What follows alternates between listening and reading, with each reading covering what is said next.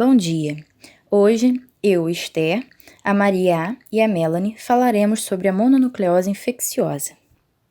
A mononucleose é uma doença infecto-contagiosa, na maioria das vezes assintomática, causada pelo vírus da família do herpes, o Epstein-Barr, também conhecido como EBV. É conhecida como febre do beijo ou doença do beijo, que acomete indivíduos jovens. Cerca de 90 a 95% dos indivíduos adultos já tiveram contato com o vírus Epstein-Barr, causador da mononucleose. A grande maioria das infecções pelo EBV apresenta sintomas faríngeos proeminentes. No entanto, existem várias outras formas de apresentação da doença. Forma linfonodal, em que a linfonodomegalia é desproporcional aos sintomas faríngeos. Forma sistêmica, em que a febre e a fadiga predominam, enquanto a linfonodomegalia e a faringite são leves ou ausentes. Forma hepática, na qual a hepatite na ausência de outras manifestações. A partícula viral infecciosa do EBV é composta por capsídeo, envelope, tegumento, core e projeções glicoproteicas. O núcleo contém DNA viral em formato linear e um núcleo capsídeo com 162 capsômeros. O genoma do EBV é uma molécula de DNA de fita dupla de aproximadamente 184.000 pares de bases. No slide atual é possível ver mais informações sobre o patógeno. O contágio do vírus é interhumano, podendo ser transmitido pelo contato direto com a saliva através do beijo, de perdigotos, durante a fala, tosses e espirros, fomites, transfusão sanguínea e por via transplacentária se a gestante adquirir o vírus durante a gravidez. A infecção do epitélio orofaríngeo, local de replicação primária, possibilita que o Epstein-Barr vírus seja excretado na saliva, o que explica a transmissão pelo contato com tal fluido biológico. O indivíduo é infectado quando o vírus entra em contato com a orofaringe e atinge os linfócitos B, responsáveis pela produção de anticorpos. Como outros vírus da família do herpes, uma vez que o indivíduo é infectado, o vírus permanece em suas amígdalas, podendo ser assintomático ou sintomático ao longo da vida. Ainda assim, uma pessoa que não apresenta sintomas pode ser um potencial transmissor da doença. A transmissão ocorre principalmente no período de incubação, que dura de 30 a 45 dias, mas ainda pode ocorrer durante um ano após a infecção. Sintomas. A maioria das pessoas que se infectam pelo Epstein-Barr vírus são assintomáticos, mas entre os que desenvolvem a doença podem aparecer sintomas como febre, fadiga, dores no corpo, dor de cabeça, dor de garganta, tosse, mal-estar, sonolência, náusea, perda de apetite e suor noturno. A doença tem como evolução de suas manifestações clínicas a linfadenomegalia, que é o aumento no volume dos gânglios, principalmente os cervicais. Tem também como evolução de sintomas a hepatomegalia, que é o crescimento anormal do fígado, a esplenomegalia, que é o crescimento anormal do baço, a disfunção hepática, icterícia, hepatite colestática, anemia, aumento das amígdalas e formação de placas sobre as mesmas, tendo como consequência disso uma maior dificuldade de respirar e deglutir. A doença também pode provocar exantema maculopapular, mas essa manifestação em geral só aparece se houver o uso anterior de antibióticos. Há casos em que a mononucleose pode provocar inflamações em outros órgãos do corpo, como a pleura, o coração e o pâncreas. A ruptura do baço, devido ao aumento rápido desse órgão durante a infecção aguda, é uma complicação também observada, mas em casos bem raros. Reprodução. O vírus primeiramente se aloja nas células da mucosa bucal e nas glândulas produtoras de saliva. Após isso, durante a infecção primária, o EBV infecta e se multiplica nos linfócitos B presentes nos linfonodos da faringe, a partir de onde se espalham pelo sistema linfóide, como linfonodos, fígado e baço. Como contrapartida, a mononucleose é uma doença autolimitada, pois um dos motivos para que a infecção por EBV seja assintomática é devido às células TCD8, que, por serem especificamente desenvolvidas para a regulação da proliferação de células infectadas, acabam por detectar a invasão e induzem a apoptose, garantindo a morte de linfócitos B infectados. As células-alvo são linfócitos B ainda não sensibilizados por antígenos, portanto não estimulados a diferenciar-se. Estes 10 genes mantêm a infecção latente e induzem os linfócitos B a proliferar continuamente. pelo menos 10% são capazes de se multiplicar seriadamente, originando linhas celulares linfobastoides. A maioria entre divisão de 48 a 72 horas após a infecção. Fora a presença do genoma do EBV e seus produtos, os linfócitos B infectados se comportam similarmente a linfócitos B sensibilizados por antígenos mitógenos, como IL-4 ou anti-CD40. Eles secretam proteínas associadas à sensibilização. Sendo assim, secretam imunoglobulinas que se aderem a outros linfócitos B. Linfócitos infectados podem seguir se diferenciando e sofrer troca de class switch, quando expostos a IL-4. O EBV fica em latência dentro dos linfócitos B e pode sofrer reativação, de forma que o vírus é eliminado pela orofaringe durante muito tempo, pode ser mais de um ano. Um evento secundário pela reativação do vírus ou por uma reinfecção raramente é um problema de saúde, a menos que a pessoa esteja significativa e persistentemente imunocomprometida. Consequentemente, essas pessoas sofrem da forma mais grave da doença durante a infecção primária, podendo apresentar sintomas crônicos relacionados ao EBV. Além disso, em pacientes imunodeprimidos, os linfócitos B infectados perdem controle de linfócitos T, ocorrendo a proliferação do vírus, e tem sido associada a doenças linfoproliferativas agressivas em receptores de transplante, principalmente de rim e fígado, e em pacientes com HIV. Como já explorado anteriormente, a mononucleose está associada a outras doenças, como amidalite bacteriana, hepatite colestática e doenças linfoproliferativas agressivas em receptores de transplante e em pacientes com HIV. É de ciência que, em pacientes imunossuprimidos por motivos de transplante, ao mesmo tempo que os medicamentos contra a rejeição evitam que o sistema imunológico ataque o novo órgão, deixam o corpo mais suscetível a patógenos oportunistas. Dessa forma, a infecção ou reativação do vírus, ou seja, o aumento de sua carga viral no organismo, é um dos principais fatores de risco para o desenvolvimento de doença linfoproliferativa pós-transplante, DLPT, fato que se deve ao grau de imunossupressão. Além dessas complicações, o Epstein-Barr vírus está intimamente ligado ao desenvolvimento de certas neoplasias em indivíduos imunocomprometidos, sendo as mais frequentes o linfoma de Burkitt, o linfoma de Hodgkin e o carcinoma nasofaríngeo, em função de sua capacidade de modificar o comportamento da célula do hospedeiro a partir de partes específicas do material genético viral, alterando o ciclo de crescimento das células infectadas e fazendo com que ela não pare de se replicar. Conclui-se, então, que o monitoramento da carga viral pode servir de marcador para o acompanhamento de pacientes transplantados, sendo a principal medida terapêutica diminuir ou suspender a imunossupressão, tornando a detecção precoce do Epstein-Barr vírus extremamente importante para um diagnóstico preciso. A análise molecular do genoma do EBV no início da década de 80 detectou 2 tipos de EBV, A e B, ou 1 e 2, e se diferem somente em 5 genes que codificam os antígenos nucleares em células latentes infectadas. Atualmente, os 2 tipos de EBV podem ser isolados pela reação de polimerase em cadeia, técnica conhecida como PCR. Como resultado, pode-se distinguir múltiplas variantes da mesma cepa, tanto na saliva como nas células B de indivíduos saudáveis e imunossuprimidos.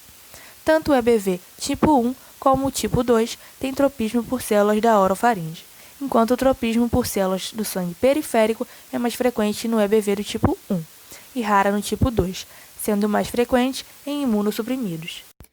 Incidência do vírus. A mononucleose infecciosa é considerada uma doença cosmopolita. No Brasil, foram observados índices de prevalência maior em crianças do que em adultos. Porém, por a doença não ser de notificação compulsória, não foram desenvolvidas ações específicas de vigilância epidemiológica e a suscetibilidade é geral. Em relação à sua distribuição geográfica mundial, o EBV tipo 1 se desenvolve na maioria das populações. Já o tipo 2 está presente em cerca de metade dos africanos com linfoma de Burkitt, mas ocorre também em países desenvolvidos. A difusão dos anticorpos parece variar consideravelmente conforme o padrão de higiene e desenvolvimento socioeconômico das regiões e populações estudadas. Nas populações de baixa renda, parece haver uma tendência de aquisição de anticorpos mais precocemente, sugerindo que crianças de menos idade podem infectar-se mais cedo, nem sempre através de uma infecção aparente. Já a infecção clínica clássica é prevalente em adolescentes e adultos jovens em populações de melhor condição financeira, ou seja, caracterizado por uma infecção primária tardia pelo EBV. Até o presente momento não há predomínio sazonal ou por sexo, exceto que os casos tendem a ocorrer mais precocemente em meninas. Diagnóstico. O diagnóstico laboratorial pode ser feito através de exames sorológicos, que utilizam técnicas como ELISA, ensaio de imunoabsorção enzimática, e PCR, reação em cadeia da polimerase, visando a detecção de anticorpos heterófilos ou específicos contra o EBV, sendo o PCR em tempo real considerado o método mais específico e sensível para o diagnóstico e monitoramento do EBV. Além da sorologia, há exames complementares para o descarte de outras infecções, como o hemograma completo, que detecta linfocitose, que é o aumento do número de linfócitos no sangue, neutropenia, nível muito baixo dos neutrófilos, plaquetopenia, baixo nível de plaquetas e presença de linfócitos atípicos, menor que 10% dos linfócitos totais, sendo observados linfócitos maiores, mais escuros, com citoplasma vacualizado e expandido e núcleo deformado e lobulado. Podem ser feitas pesquisas com anticorpos heterófilos que reagem com antígenos de espécies filogeneticamente não relacionadas, isto é, aglutinam eritrócitos de ovelha, teste clássico de Paul Bonnell, de cavalo, utilizados no teste monospot, e de boi. A produção desses anticorpos humanos é induzida pelo Epstein-Barr, no qual o organismo, a fim de alcançar uma resposta não específica contra antígeno, acaba por reagir a proteínas de outras espécies, animais, por exemplo, mas não reagem contra componentes do vírus. Sendo assim, esses anticorpos possuem muita especificidade e baixa afinidade. São importantes também para o fechamento de diagnóstico exames que avaliam lesão celular de órgãos específicos, como o teste de função hepática, hepatograma. Ele detalhará níveis séricos de aspartato aminotransferase, AST, transaminase glutâmico salacética, TGO, e deshidrogenase lática, DHL, que são enzimas não específicas de lesão hepática, mas que, quando encontradas em taxas elevadas, podem auxiliar a comprovar casos de mononucleose. Podem ser averiguados também níveis de alamina aminotransferase, ALT, ou transaminase glutâmico-pirúvica, TGP, que são enzimas específicas do citoplasma das células hepáticas que, quando presentes em altas concentrações, aumentam o índice de probabilidade para o EBV. Em suma, devem ser considerados os exames e sintomas em conjunto, bem como a experiência médica do indivíduo para distinguir a mononucleose entre semelhanças na manifestação dos sintomas em relação a gripes e amidalites. O sintoma que auxilia em um diagnóstico diferencial é o aumento significativo ou exacerbado do baço, que só ocorre na mononucleose. Não existem medicamentos específicos contra a mononucleose. Por se tratar de um vírus, cabe ao organismo e seu sistema de imunidade eliminá-lo. Até então, não existem vacinas para a prevenção da doença, porém, as pessoas que contraem a doença ficam imunes a ela. A duração da doença e de sua sintomatologia costuma ser de aproximadamente 2 semanas. Os cuidados para quem desenvolve a doença, principalmente quando há o aumento do baço, é garantir um excelente repouso, pois, dependendo do movimento e atividade que se é feito nesse período de recuperação, pode levar ao rompimento do baço. É necessária também uma boa hidratação para tentar alcançar a homeostasia corporal, portanto, ocorrendo constante limpeza da garganta, além de auxiliar no fortalecimento do sistema imunológico, no equilíbrio dos eletrólitos, no alívio da dor de cabeça e na melhora da absorção de nutrientes. Tratamento paliativo pode ser utilizado para amenizar alguns dos sintomas. Remédios analgésicos para dores de cabeça e no corpo e febre. Anti-inflamatórios para o inchaço dos linfonodos cervicais e amígdalas. Profilaxia. Ainda não se tem maneiras específicas de prevenção, porém, sabendo-se que a principal porta de entrada do vírus é pelo contato íntimo de secreções respiratórias e salivares de um indivíduo contaminado, o recomendado é evitar beijar o indivíduo contaminado, cuidar diariamente da saúde de forma a fortalecer o sistema imunológico, não compartilhar alimentos, pratos, copos e outros utensílios que se aproximam da boca. Para finalizar o trabalho, foram pesquisados artigos científicos atualizados de uma possível vacina. O primeiro artigo analisado indica, segundo Lucas Lopes, que esforços no desenvolvimento de vacinas para a prevenção do Epstein-Barr vírus, em especial pelas características oncogênicas, tornaram-se maiores depois da criação de vacinas contra outros vírus com essa capacidade, como o papilomavírus. Ainda que não permita a imunidade contra a infecção pelo vírus, O principal alvo de diferentes pesquisas, a glicoproteína GP350, apresenta resultados interessantes, reduzindo o risco de desenvolvimento de mononucleose infecciosa e também da carga viral, o que poderia significar um número menor de células infectadas e diminuiria as chances de manifestações mais complexas. Essa será a teoria base dos estudos dos próximos artigos analisados. Entretanto, novos estudos precisam fornecer maiores informações para a aplicação profilática desse tipo de vacina.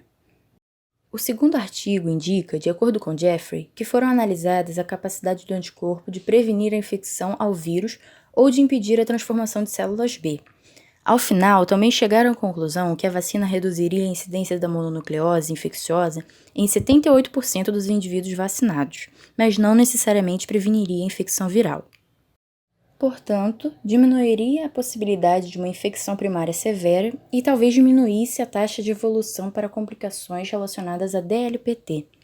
Um terceiro artigo indica, segundo Schneider, que a glicoproteína recombinante GP350, pertencente ao vírus, provoca anticorpos que poderiam neutralizar a infecção nas células B. Partindo de um estudo usado como base para o experimento, durante o segundo ensaio clínico com a vacina de subunidade GP350, eles também chegaram à conclusão de que essa vacina seria benéfica de forma a reduzir a incidência de infecção por mononucleose, mas falha ao proteger da infecção pelo vírus Epstein-Barr.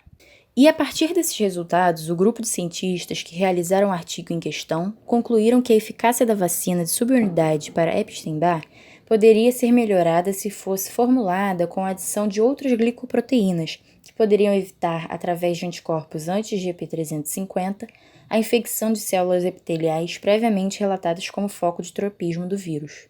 Eles puderam provar essa tese ao imunizarem um coelho com o complexo GHGL, antígeno essencial encontrado no envelope viral que possibilita a infecção, sendo considerado o antígeno que produziu os títulos mais altos de anticorpos que bloquearam a infecção do linfócito B.